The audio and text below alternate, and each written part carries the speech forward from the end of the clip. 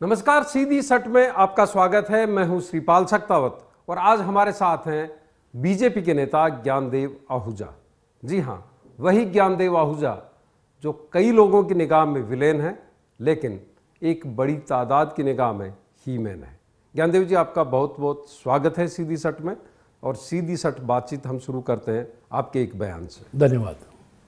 आपने जेएनयू को लेकर, जिसको देश का ब्रेन कहा जाता है, जहां से तमाम लोग निकल करके आते हैं, खासतौर पर ब्यूरोक्रेसी में जो लोग आते हैं वो जेएनयू से ज़्यादातर लोग आते हैं, उसको ब्रेन कहा जाता है। और आपने वहाँ के कुछ आंकड़े बताए थे। आपने कहा वहाँ पर 10,000 सिगरेट के टुकड़े मिलते हैं, 4,000 बीड़ी के टुकड़े मिलते हैं, वहाँ पर 3,000 कंडोम मिलते हैं, 500 गर्भपात के इंजेक्शन मिलते हैं। आपकी ये सोच, खासतौर पर उस स्थिति में जब आप इतने लंबे समय से जनप्रतिनिधि हैं, एक शिक्षण संस्थान को लेकर इस तरह की विचारधारा आपकी, उसको क्या कहेंगे? मेरा आपको ये निवेदन है कि मैं कभी तथ्यों से परे जाके, लॉजिक से परे जाके मैं नहीं बोलता, लॉजिकली बोलता हूँ। मैं नाम नहीं बता रहा हूँ। डीयू में, दिल्ली यूनिवर्सिटी में एक लेक्चरर हैं, हमारे मित्र हैं, मेरे शिष्य हैं, मेरे छोटे भाई। ये गिनती कहाँ से है आपके पास? वो उनको मैंने कहा कि जेएनयू में बहुत बड़ी धांधली है, तो उसके बारे में ज़रा जानकारी लें। उन्होंने जेएनयू में बाकायदा सोशल साइंस के सामने एक कंडोम की मशीन, वेंडिंग मशीन, और नर्मदा हॉस्टल जो लड़कियों का है उसके सामने एक कंडोम की और नैपकिन की मशीन लगी हुई, वेंडिंग मशीन लगी हुई। उस पर इलेक्ट्रॉनिक मशीन है चूँकि, तो इलेक्ट्रॉनिक मशीन में नंबर आता है प्रतिदिन कितने कंडोम निकले, वेंडिंग मशीन में नंबर आता है कितनी नहीं। आप जेएनयू में पढ़ने वाली बच्चियां जो हमारे परिवार की होती है, हमारे समाज की होती है, उनको लेकर आप एक अलग तरह की तस्वीर खींच रहे हैं। मैंने कोई वहाँ पर जो पढ़ने वाले लोग हैं, जिनके लिए कहा जाता है सबसे टफ एडमिशन होता है वहाँ पर जेएनयू। मैंने कोई अतिशोक्तिपूर्ण नहीं बोला, जो बोला मैंने लॉजिकल हुआ। उसके बाकायदा वीडियो रील बनाई, फ़ोटो बनाई, और वहाँ सफाई कर्मचारियों से हमारे उस लेक्चरर ने जानकारी ली। तो बाकायदा उन्होंने कहा कितने प्रतिदिन लगभग एवरेज हड्डियों के टुकड़े मिलते हैं, सिगरेट बीड़ी नहीं। आप इस तरह की बातचीत का कहीं कोई अर्थ है? नहीं, आप उसके शैक्षणिक सुधार की बात करते। अर्थ तो इसलिए है कि हम जनप्रतिनिधि होने के नाते से हम ये चाहते समाज में, हमारे सोशल, हमारे समाज जीवन में कुछ शुद्धता, कुछ सात्विकता, कुछ वास्तविकता आवे। और यूनिवर्सिटी में या कॉलेज में पढ़ने वाली हमारी बेटियां या हमारे बेटे वो गलत दिशा की ओर, चरित्र हनन की ओर और अवैध सेक्स की ओर न बढ़ें, इस नाते से मेरा उद्देश्य नहीं। चरित्र हनन तो आपके बयान से हुआ, उनका जिस हॉस्टल का आप जिक्र कर रहे हैं। मेरे बयान से इसलिए नहीं हुआ, उसके बाद में केंद्र सरकार और दिल्ली सरकार दोनों ने जेएनयू पे विशेष ध्यान दिया। और वहाँ नारे लगाने वाले, मुझे तो इसलिए गुस्सा आया। अच्छा, जिनके नारों को लेकर के आपने जिक्र किया, आपने राहुल गांधी पर भी उसको लेकर जेएनयू की तरफ मेरा केंद्रीकरण इसलिए ध्यान गया कि वहाँ पर नारे जो लगे, अफजल हम शर्मिंदा हैं, तुम्हारे हत्यारे जिंदा हैं। उनको तो अभी तक नहीं पकड़ पाई पुलिस। नहीं, उनको अभी तक नहीं पकड़ पाई। जिसको कन्हैया को वो किया, कन्हैया को आप साबित नहीं कर पाए राष्ट्रद्रोह का आरोप। कन्हैया को, खालिद को, 6 लोगों को पकड़ा, राष्ट्रद्रोह आरोप साबित नहीं कर पाई। राष्ट्रद्रोह आरोप के लिए तो देखिए कोर्ट जुडिशरी तय करेगी। चले जेएनयू के मुद्दे से अलग हटते हैं हम। हाँ, आपके इलाके में अभी अलवर जिले में बहरोड में एक हत्या हुई, पहलू की। आरोप आपने ये लगा दिया कि वो गो तस्कर थे और जो मारने वाले हैं गोरक्षक हो गए। ये जो डेफिनेशन है, मारने वालों ने योजना पूर्वक हत्या नहीं की, मारा नहीं है, उसकी इतनी फसलियां टूट गई। आपने पहले बयान ये भी दिया था कि वो जो है पहलू, उसकी मौत हार्ट अटैक से हुई। वो मेरे पास डॉक्टर ने कहा, उसकी फसलियां टूट गई। जिस डॉक्टर ने और इलाज किया, 2 दिन पोस्टमार्टम हुआ, उस डॉक्टर ने कहा कि सदमे के कारण मौत हुई, फसलियाँ टूटी है। वहाँ उसके बाद दूसरे दिन ये बयान आया। मेरी डॉक्टर से तुरंत बात हुई, मैंने कहा मैं लॉजिकली बोलता हूँ, तथ्यात्मक बोलता हूँ। वहाँ पर विवाद में हम लोग, मेरे पास पूरे सबूत हैं। नहीं, अब अफसोस है आपको कि आपका बयान गलत साबित हुआ? मेरा, मुझे कतई अफसोस नहीं है, क्योंकि अफसोस के लायक मैं कोई काम करता नहीं हूँ। बहुत सोच समझ करके मैं कहता हूँ, स्टेटमेंट देता हूँ और बात कहता हूँ अपनी, और बिल्कुल पूरी दमदारी के साथ कहता हूँ। और मैं बात करने के बाद कभी ये भी नहीं पीछे हटता। कई नेता क्या करते हैं कि मैंने ये नहीं कहा था, मैंने ये कहा था, मुझे मीडिया ने घुमा दिया, पत्रकारों ने, संवाददाताओं, संपादकों ने। मैं जिस बात पर कहता हूँ उस पर अड़ा रहता हूँ और खड़ा रहता हूँ, और उस बात पर दृढ़ता के साथ मैं कहता हूँ जो मैंने कहा। इसलिए मुझे कोई अफसोस नहीं है। मेवात में किस तरह की गो तस्करी हो रही है, 6000 से ज़्यादा केस है, I have proof, FIR lodge हैं। कितने तस्कर गिरफ्तार हुए हैं, कितने गो हत्यारे। कानून है देश में, आप कानून का सम्मान करते हैं, आप संविधान की शपथ मैंने लेते हैं। शपथ ली है, विधायक हूँ तो मैंने शपथ लेते हैं, तो फिर आप गैर कानूनी बात की पैरवी कैसे कर मेरा जो स्टेटमेंट पूरा पढ़िए आप, कि गो तस्करों को या गो हत्यारों को पीटना और मारना नहीं चाहिए, उनको पुलिस के हवाले करना चाहिए। और जहाँ जहाँ मैंने अपने एरिया में, मेवात में, डींग, नगर, कामा, आपके वहाँ तो गोरक्षक दल बने हुए हैं, वो बाकायदा बंदूक लेकर के निकलते हैं वहाँ पर। हमारे एक संवाददाता है गोवर्धन चौधरी, उन्होंने पूरा रिपोर्ट किया। नहीं, किसी गोरक्षक के पास बंदूक नहीं, बंदूक है तो लाइसेंस की है, अवैध बंदूक रिवाल्वर कट्टे नहीं है। गो तस्कर जो आते हैं उनके बाद अवैध कट्टे, रिवाल्वर और एक, मतलब उनके पास हथियार होंगे तो आपके पास भी हथियार होंगे। मेरा जो हमारे पास हथियार नहीं है, हथियार लेके हम लोग खड़े नहीं होते। और वो रोड़ी और पत्थर डाल के लाते हैं गाड़ी में, एसिड के और पेट्रोल के बम लाते हैं। पेट्रोल बम का अर्थ मैं समझता है, बोतल में 1 लीटर बोतल में पेट्रोल भरा हुआ, और उसको जब हिला करके, थोड़ी खाली होती है, हिला करके उसको दिया सिलाई दिखाएं तो बम की तरह फटती है इस ढंग के। और उन्होंने लक्ष्मणगढ़ के एक ASI की हत्या कर दी, उन्होंने 2 हेड कांस्टेबल को घायल कर दिया। 1 जनवरी 2016, अभी मैं पिछले कई सालों का नहीं सुना रहा हूँ, बानसूर में इन गौ तस्करों ने गोलियां चलाई, पुलिस ने भी गोलियां चलाई, उसमें 1 गौ तस्कर घायल हुआ।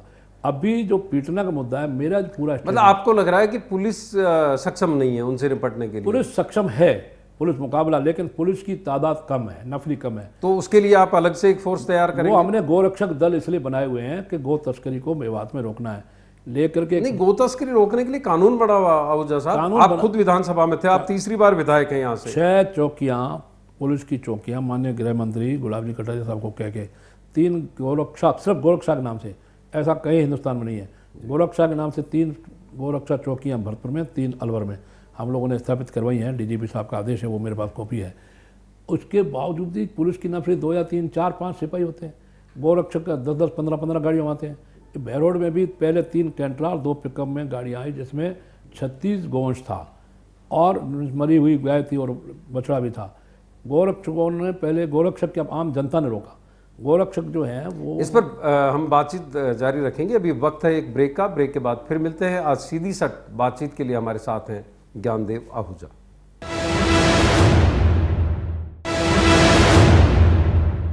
ब्रेक के बाद एक बार फिर आपका स्वागत है। आज सीधी सट बातचीत के लिए हमारे साथ हैं श्री ज्ञानदेव आहूजा। आहूजा साहब, आपको नहीं लगता कि एक पैरेलल फोर्स आप खड़ी कर रहे हैं वहां पर?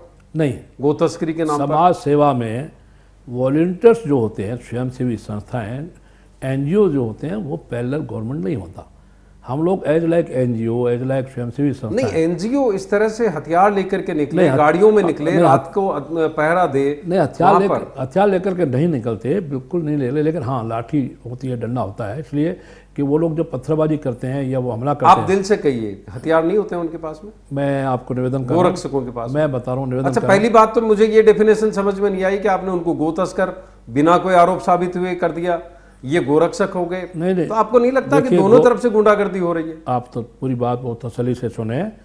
हमने निगम से संपर्क किया, उपायुक्त से, जयपुर नगर निगम जिनके रवन्य थे, उन्होंने कहा ये रवन्य हम गाय ले जाने के लिए नहीं देते, ये रवन्य तो जब यहाँ हटवाड़ा लगता है तो उस समय हटवाड़े से जो टैक्स लेते हैं, लेवी लेते हैं, उसका ही रवाना है।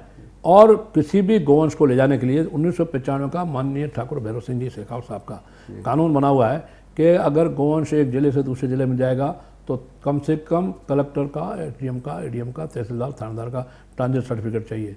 और अगर प्रदेश से बाहर जाएगा तो जाने के लिए कानून बना हुआ जाएगा ही नहीं।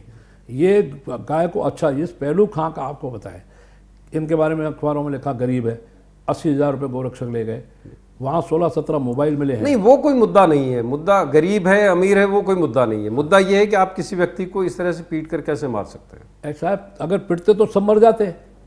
कुल ये नहीं, वो तो बच गए। 10 लोग थे। नहीं, वो बैठे, मेरे पास फोटो हैं, हंस रहे हैं।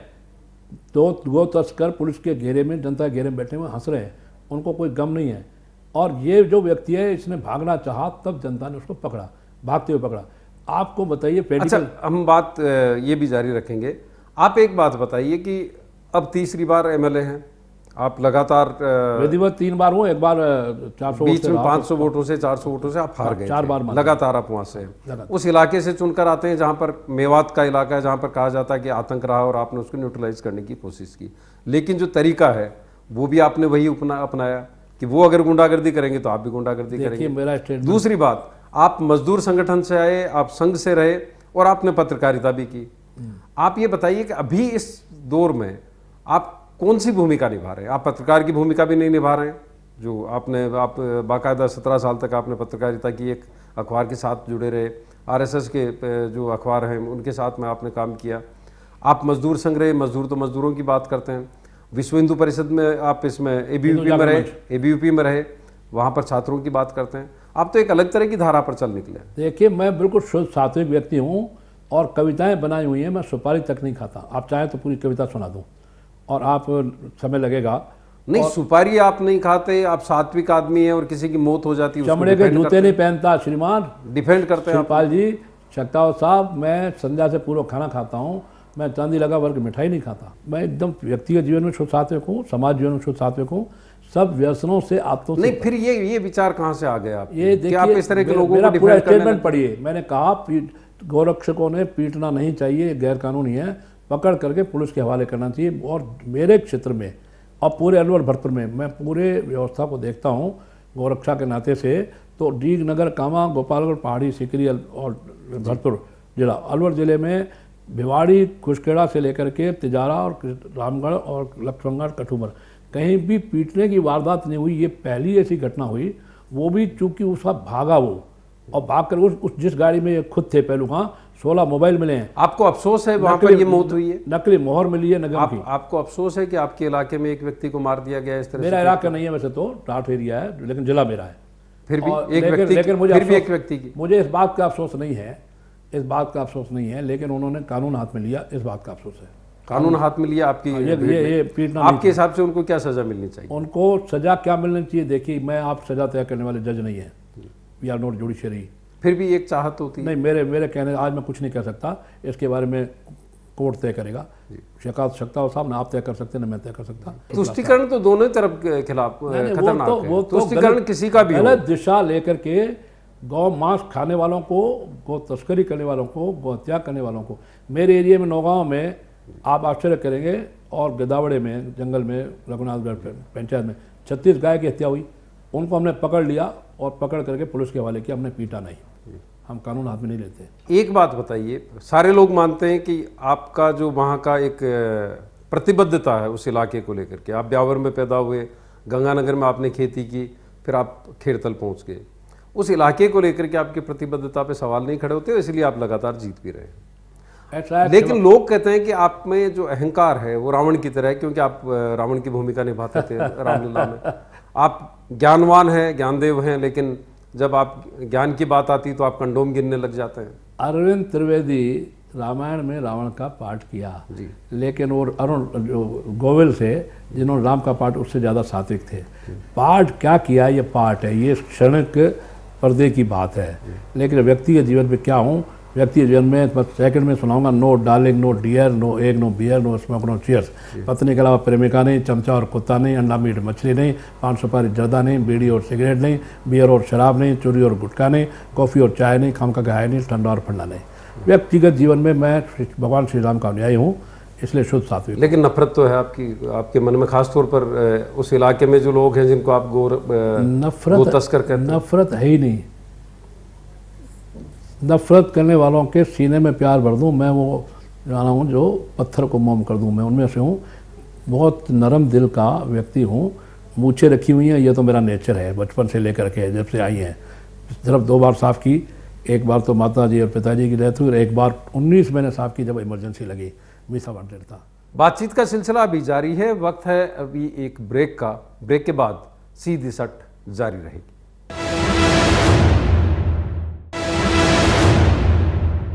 ब्रेक के बाद एक बार फिर आपका स्वागत है। आज सीधी सट बातचीत के लिए हमारे साथ हैं ज्ञानदेव आहूजा। आहूजा साहब, आप विलेन भी कहे जाते हैं, हीमेन भी कहे जाते हैं, रावण की भूमिका भी आपने निभाई, रावण की भूमिका भी निभाई, आप कहते हैं सात्विक हैं। लेकिन जब बात आती है मेवात के इलाके की तो ऐसा लगता है कि आप एक पर्टिकुलर कम्युनिटी के खिलाफ काम करते हैं वहाँ पर। और कहा यह भी जाता है कि आरएसएस ने बाकायदा आपको रामगढ़ से जब चुना था विधायक के लिए, भैरव सिंह शेखावत का जमाना था वो, तब यही सोच करके रखा था, वहाँ पर टिकट दिया था कि आप बैलेंस करेंगे।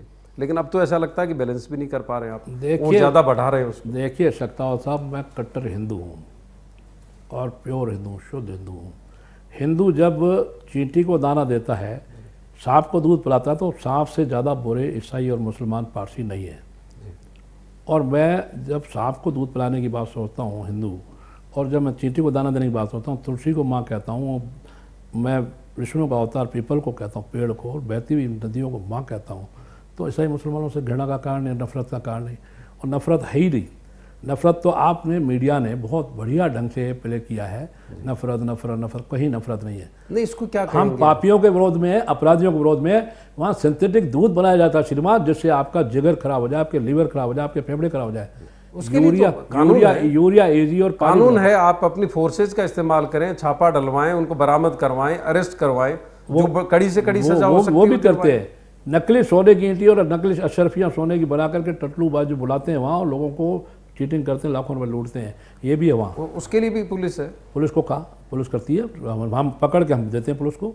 क्यों? मैंने कहा पुलिस की नफरी, माने गृह मंत्री जी को निवेदन किया है, डीजीपी साहब मनोज भट्ट साहब को भी निवेदन किया है, पुलिस की नफरी कम है।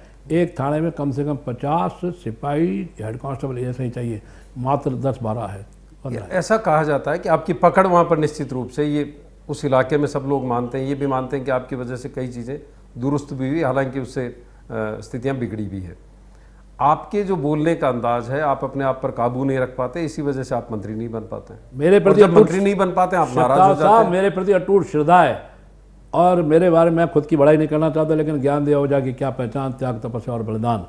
मैं पूरी तरह समर्पित हूँ जनता के लिए, पूरी तरह समर्पित हूँ जीव जंतु पशु पक्षी के लिए, पूरी तरह समर्पित हूँ मैं। आप घर पे आएंगे, आप पत्रकारों को भेजिए, अचानक भेजिए आपकी प्रेस टीम को। मेरे पास अगर 100 लोग बैठे हैं तो 50 लोग मुसलमान मेव हैं, मेरे पास 500 लोग बैठे हैं तो 250-200 मेव हैं। नहीं, इसीलिए कहा जाता है कि ज्ञान जी की अगर कोई दुश्मन है तो उनकी जीभ है, वो उस पर लगाम नहीं लगा पाते, मर्जी है जैसे बयान दे देते हैं, पार्टी की किरकिरी होती है। कौन सा बयान दिया? कंडोम वाला, आपके खिलाफ बाकायदा ट्रोल चला। देखिए, आपने कहा जेएनयू में कंडोम मिलते हैं। हाँ, जेएनयू में बिल्कुल मशीनें लगाई हुई है, मैंने बताया शुरू में आपको। और मशीनें लगाई हुई तो उसमें से नंबर आता है, लोगों ने कहा आपने नंबर कहाँ से लाए? नंबर उसमें आता है, इलेक्ट्रॉनिक मशीनें हैं। मेरी जबान पे पूरा लगाम है, ऐसा नहीं है। नहीं, कहा यही जाता है कि आप सीनियर हैं, आपकी ज़बरदस्त पकड़ है, सिर्फ आपकी जुबान का मामला है जिसकी वजह से आप मंत्री नहीं बन पाते। देखिए, जुबान पे भी कंट्रोल है, व्यक्तित्व भी कंट्रोल है, जीवन का पूरा संयम है। और नाउ आई एम 69, उसके बाद भी आप देखते हैं मैं जवान दिखता हूँ, पूरी तरह से व्यसनों से मुक्त हूँ, और जवान पे भी कंट्रोल है। जिन नेताओं को अच्छा नहीं लगता, उनके व्यक्तित्व का मेरे कारण से ह्रास होता है, तो मैं क्या करूँ? कोई ईर्ष्या, द्वेष, किसी के मन में जलन हो, कोई एलर्जी हो, कोई घृणा हो, तो मैं तो कुछ नहीं कर सकता। लेकिन काम करने में जो सक्षमता है, जनता के साथ जो प्यार है, जनता के साथ जो व्यवहार है, जेब से 2 रुपये खर्चा नहीं होता श्रीमान शक्ता साहब। कास्ट का एक परिवार एक वोट नहीं है, फिर भी 4-4 बार एमएलए बन जाऊँ। सिंधी हूँ, सिंध से आया हूँ, मेरी कास्ट का न एक परिवार है, नहीं वो पुरुषार्थी होते हैं। पुरुषार्थी नहीं सब आ गए, लेकिन सिंध से हूँ। माना एक परिवार है न एक वोट है, फिर भी 4-4 बार एमएलए जनता बना देती है, और 2 रुपया जेब से खर्चा नहीं होता। आपके पत्रकारों को भेजिए, जनता से पता करिए जनता क्या कहती है मेरे बारे में, अलवर की जनता क्या करती है, जिले की जनता और प्रदेश की जनता क्या करती है। वो तो कहा भी जाता है कि डिवाइड एंड रूल, 200 आप सांप्रदायिकता के आधार पर ध्रुवीकरण करते हैं और जीत कर एक बार जीता जा सकता है हिंदुइज्म पे, मुस्लिमिज्म पे, इस्लामिज्म पे, लेकिन 4-4 बार नहीं। एक बार घृणा फैला करके आप कह रहे हैं नफरत फैला के मैं जीत सकता हूँ, लेकिन डर पैदा करके विकास किया है। बाकी सब 1952 से लेकर अब तक एमएलए एक तरफ है, एमपी एक तरफ है, ज्ञानदेव हो जगह, विकास का काम एक तरफ है। अच्छा, एक बात बताइए, आपने कभी सोचा कि इसका सोल्यूशन क्या है? जो वहां पर जिस तरह की सोचा है, कभी आपने उनके इलाके में जहां पे आप कह रहे हैं टटलू काटते हैं, जहां पे आप कह रहे हैं कि वो मावे का काम करते हैं, नकली मावे का, जहां पे आप कहते हैं अतिक्रमण करते हैं, अवैध खनन करते हैं, उसको बैलेंस करने के लिए आप पे ये भी आरोप लगता है कि आप अपराधियों को ऐसे 17-18 गांव हैं जिनको मैंने समझाई दी मेव भाइयों को। अब मैं मेव भाई, आपने उनकी एजुकेशन की बात की, उनके अपलिफ्टमेंट की बात की, मैं वही निवेदन करता हूँ। मेव भाइयों को समझाया, वो अपनी मेव पत्नियों को नसबंदी नहीं करवाते थे। वो बच्चे जितने ज़्यादा जो अल्लाह का फजल है कि हमारे को बच्चे हो रहे हैं। और दूसरा एक मौलवी ने कहा कि जितनी हमारी आबादी बढ़ेगी, हम हिंदुस्तान में पहले भी राज किए थे, अब भी राज करेंगे। ये उसने मुझे कहा, उस मौलवी का नाम इसलिए नहीं बता रहा हूँ, नाम उनका सोच हो सकता है, उनका सोच हो सकता है। आप कह रहे हैं उनका सोच हो सकता है, लेकिन हमारा कोई सोच नहीं हो सकता। हमारा सोच नहीं हो सकता इस देश को अखंड करना है, हमारा सोच नहीं हो सकता आप टुकड़े नहीं होने देना, हमारा सोच नहीं हो सकता इन पत्थरबाजों से कश्मीर में मुकाबला करना है। 6.5% पोलिंग हुई है, डेमोक्रेसी के दुश्मन मैंने कहा कुछ मुसलमान डेमोक्रेसी के दुश्मन, और उन दुश्मनों से निपटने के लिए पत्थरबाज जो हमारे रक्षा सेना पे, शक्ता साहब आप राजपूत हैं, राजपूत सेना में राजपूत भी बहुत है, बाकी जातियां भी हैं, रक्षा सेना सैनिक जाति के आधार पर नहीं होता। नहीं, रक्षा सेना पे पथराव करें, जो देश की रक्षा करने के लिए बर्फ में 30 -30 में -27-28 में रहते हैं, उन पर पथराव हो और उनसे पत्थरबाज जो है, और 6.5% पोलिंग हो। डेमोक्रेसी को कलंक लगाने वाले ये लोग, कुछ मुसलमान, सीधे नाम ले रहा हूं, और कुछ लोग देश के गद्दार, आप राष्ट्रद्रोहियों को पुरस्कार और देशभक्तों का तिरस्कार करेंगे तो आप देखिए विद्रोह होगा, रिवोल्ट होगा। नहीं, आप इसको विद्रोह मान रहे हैं जो ये जिस तरह की घटना वहां पर हो रही है, जिस तरह की ये देशभक्ति है। डेमोक्रेसी के दुश्मन 6.5 पोलिंग होता, आप जीतते या मैं जीतता, कोई भी जीते, विनर कोई भी हो, कांग्रेस जीते, नेशनल कॉन्फ्रेंस जीते, पीडीपी जीते, डजन मैटर, बीजेपी जीते, लेकिन पोलिंग तो हो ना। आप लोकतंत्र के हामी हैं पत्रकार, और आप लोकतंत्र को ही कलंक लगाएंगे तो कैसे चलेगा। वहाँ पर पत्थरबाजों ने पोलिंग नहीं होने दी, वहाँ अलगाववादियों ने पोलिंग नहीं होने दी, वहाँ पत्थरबाजी करके रक्षा सेना को घायल करते हैं। कल भी 63 रक्षा सेना के लोग, बीएसएफ के लोग घायल हुए हैं, जो हमारी बॉर्डर पर सिक्योरिटी फोर्स है। आपको एक आखिरी सवाल, जो कुछ हो रहा है वहाँ पर मेवात में, जो रिएक्शन हो रहा है, जो एक्शन हो रहा है, उस पर बतौर जनप्रतिनिधि, बतौर नागरिक कभी लगता है कि बहुत गलत हो रहा है? ऐसा है, जो एक्सट्रीम गांव थे, उन गांव में मैं गया, बैठा उनके बीच में गया, उन्होंने कहा साहब हमको पहले दिन बताया था जब पहला चुनाव आपने लड़ा कि ई दूसरों, वहाँ की भाषा में, ई दूसरों अड्डानी आगू, आडवाणी जी ने रथ यात्रा निकाली थी, ई दूसरों अड्डानी आगू, ये तो मुसलमानों को, मेवों को मरवा देगा, कुएं में पटक देगा, रेल के नीचे कटवा देगा, ख़त्म कर देगा। मैंने कहा अब तुम पिछले 15, 17, 20 साल, 25 साल हो गए, 24 साल हो गए, आप क्या महसूस करते हो? ना साहब, मेरे पास बिजली के लिए आते हैं, पानी के लिए आते हैं, सड़क के लिए आते हैं, स्कूलों के लिए आते हैं, सब तरह की सुविधाओं के लिए आते हैं। 50-60% मेरे घर पे बैठे मिलेंगे। आप कभी भी किसी पत्रकार को भेजें, आपकी टीम को अचानक भेजें, और उनके मैं काम करता हूँ, मुझे वोट नहीं देते, क्योंकि वहाँ उनके मुल्ला मौलवी प्रचार कर देते हैं इस्लाम खतरे में। बीजेपी को, ज्ञानदेव आहूजा को नहीं, ज्ञानदेव आहूजा से व्यक्तिगत प्यार हो सकता है उनका, क्यों मेरे साथ बहुत जुड़ गए हैं, लेकिन बीजेपी को वोट दिया तो इस्लाम खतरे में पड़ जाएगा। वहाँ कोई जुबेर खां का वोट नहीं है मेरे खिलाफ, जो कैंडिडेट है, मेरा वोट नहीं है वहाँ। वेट तो वहाँ सीधा ये कह के कि इस्लाम खतरे में पड़ जाएगा। अगर भारतीय जनता पार्टी को कमल को मोहर लगा दी, इसलिए वोट या तो जात लूँ, वहाँ की मेवाती भाषा में, वोट या तो जात लूँ या हाथ लूँ, या तो जाति, अपनी जाति को या हाथ पर मोहर लगाएंगे, ये वहाँ पर नारा लगता है। खैर, शुक्रिया आहूजा साहब, आपने इतना लंबा वक्त दिया। उम्मीद करते हैं कि आप उस इलाके के जो लोग हैं, जो अनपढ़ हैं, उनको धर्म की, सांप्रदायिकता की राजनीति से निकालने के लिए भी काम करेंगे और कुछ और बेहतर करेंगे। सांप्रदायिकता निकालने के लिए आभार। सीधी सट में अगले सप्ताह फिर मुलाकात होगी। नमस्कार।